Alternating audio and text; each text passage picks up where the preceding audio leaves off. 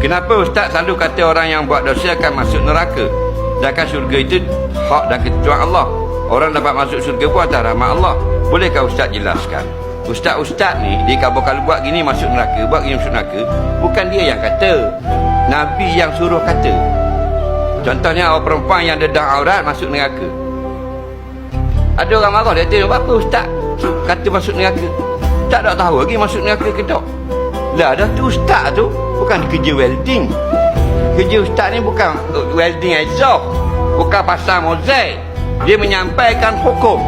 Hukum di dunia, hukum di akhirat. Nabi kata mana? Sampaikan apa yang aku sampaikan walaupun sepatah ayat.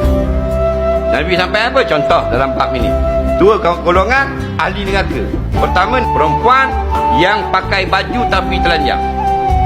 Min ahli nar, ahli neraka, member of the hell. Jadi ustaz bukan apalah perempuan yang pakai baju tapi telanjang, maksudnya dedak aurat, masuk neraka. Yang tak bolehnya Nabi kata masuk syurga, ustaz kata masuk neraka. Baru tak boleh.